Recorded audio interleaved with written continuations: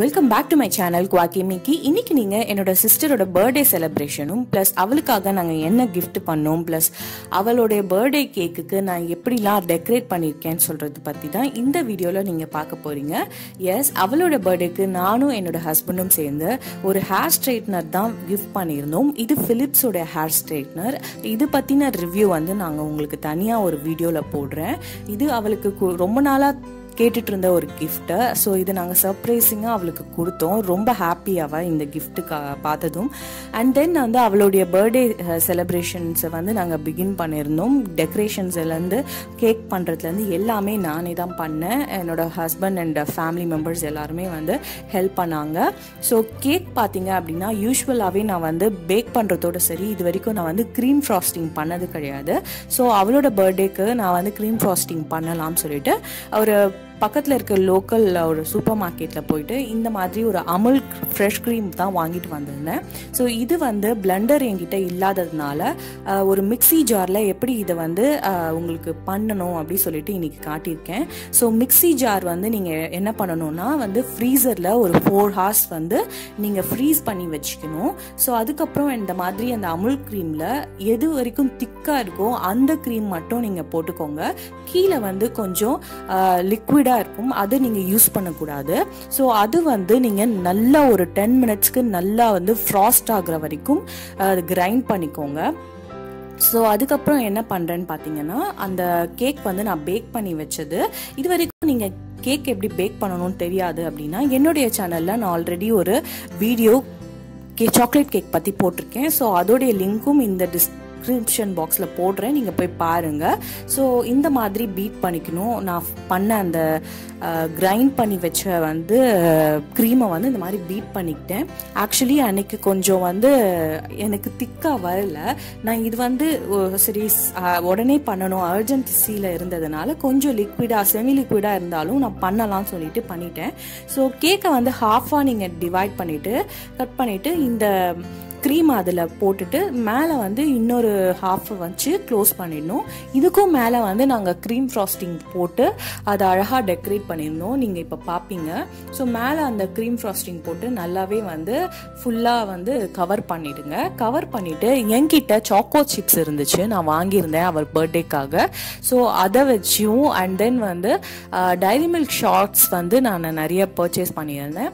So அதுக்கப்புறம் வந்து chocolate syrup ஒன்று இருந்துச்சு.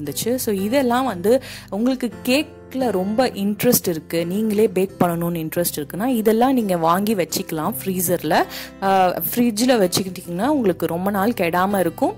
பிளஸ் எப்பப்போ நீங்க கேக் பேக் பண்றீங்களோ அப்பெல்லாம் இதை மாதிரி டெக்கரேட் பண்ணிக்கலாம். நம்மளே பண்ணுறதுனால நம்மளுக்கு ரொம்ப ஒரு ஹாப்பியாக இருக்கும். அண்ட் தென் உங்களுடைய ஃப்ரெண்ட்ஸ் அண்ட் ஃபேமிலிஸ் அதை சாப்பிட்டுட்டு உங்களுக்கு வந்து இது நல்லா இருக்குன்னு சொல்கிறப்போ நம்மளுக்கு ரொம்ப சந்தோஷமாக இருக்கும். அன்றைக்கும் அப்படி தான் நடந்துச்சு. என்னுடைய ஃப்ரெண்ட்ஸ் அண்ட் ஃபேமிலிஸ் எல்லாரும் வந்திருந்தாங்க, எல்லாருமே ரொம்ப நல்லா இருந்துச்சு. ப்ளஸ் நான் இது வந்து எக்லெஸ்ல செஞ்சுருந்தேன் அப்படின்றதுனால எல்லாருமே சாப்பிட்டாங்க. அண்ட் தென் அந்த ஸ்பாஞ்சினஸ் வந்து கடையில் கூட இந்த அளவுக்கு ஒரு ஸ்பாஞ்சியாக ஒரு நல்ல ஒரு ஃப்ளஃபியாக கிடைக்காது.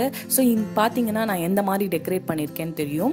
அங்கங்கே வந்து அந்த சாக்கோ சிப்ஸ் போட்டு ஸ்ப்ரிங்கிள் பண்ணிட்டு நடுவில் டைரி மில்க் ஷார்ட்ஸ் வச்சு அதுக்கப்புறம் வந்து ஒரு செக்டு பேட்டர்ன் மாதிரி நான் அந்த சாக்லேட் சிரப்பை வந்து அதில் ஸ்ப்ரெட் பண்ணியிருந்தேன். ரொம்பவே நல்லா இருந்துச்சு, ரொம்பவே டெலிஷியஸாகவும் இருந்துச்சு, செம்ம டேஸ்ட்டுன்னே சொல்லலாங்க.